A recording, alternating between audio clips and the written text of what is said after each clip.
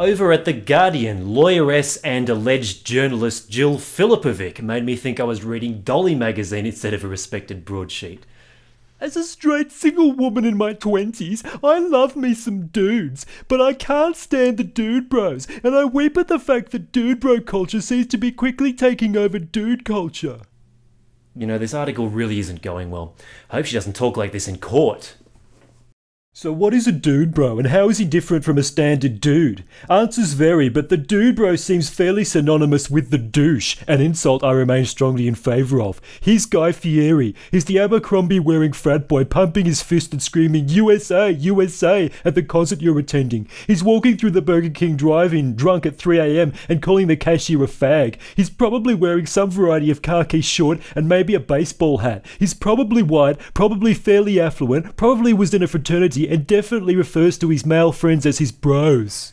Yes, genius Jill has used her deductive lawyeress powers and her journalistic eloquence to inform us of the profound insight that the world contains dickheads. Of course, there are plenty of undesirable subcultures in America and in the wider world, such as white trailer park trash culture, black urban culture, and yes, frat boys. But let's not forget the kind of feminists that view the denigration of men as at least as much the aim of feminism as the advancement of women. Dude bros, of course, are not the same in every pocket of the United States, but they always adapt to the local culture, creating insular groups of men who use cultural cues like clothing and speech patterns to display their dude broness, and who militantly share the same tastes and preferences, some variation on the theme of mediocre bands, mediocre restaurants, and sorority girls. Militantly sharing the same tastes and preferences? Is the author seriously trying to tell us that the majority of feminists have painstakingly examined the ethics of abortion, for example? Or when they subtitle their blogs, let's just take a random example, Jill Filipovic's, or when they subtitle them In Defense of the Sanctimonious Women's Study Set, when they express this kind of categorical and self-admittedly sanctimonious solidarity with an ideology, are they really doing so after careful consideration? When they, let's just take another example, go through airport security carrying such essentials as a vibrator in their luggage, because who could do without that on a trip to Ireland? Are they really carrying it with them due to some necessity, or is it as a badge to display their sexual and gender liberation? Are they not militantly sharing the same tastes, preferences and views as the other members of a sisterhood?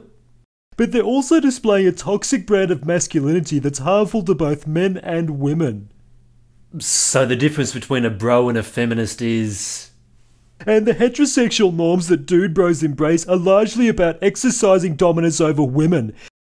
Well, the author here has unwittingly stumbled upon the truth, but then just as quickly picked herself up and continued along her way. The heterosexual norms that dude bros embrace are largely about exercising dominance over women. Could this be because men are biologically programmed to be stronger than women, physically and emotionally? Thanks to feminists like the author, women have typically become more masculine since the dawning of feminism. Whilst the average woman in 1952 would have registered a mere 4 kilograces on the ballbuster scale, in 2012 that figure has climbed to an astonishing 15 megabs. Try as feminists might to eliminate the power disparity between the two sexes, men remain physically and emotionally stronger than women. If women raise the bar for assertiveness and aggression, expect men to raise it even further. And then don't be surprised if the dominance of the male sex becomes perverted and turns from a protective dominance to an abusive dominance. Fight against toxic sexual culture. Don't tolerate social norms that make it acceptable to coerce women into sex. Fight toxic sexual culture? I'm with you all the way. Where should we start? Banning Kesha and Rihanna for promoting their pornographic objectifying filth? Not that I disagree with the author about the predatory behaviour of some frat boys. In fact, I'll go even further. Any man who genuinely tricks or coerces a woman into an act of "how's your father" belongs in jail. But it takes two to do the tango, whether said tango is vertical or horizontal. Start showing some self-respect and you'll attract men who treat you with respect.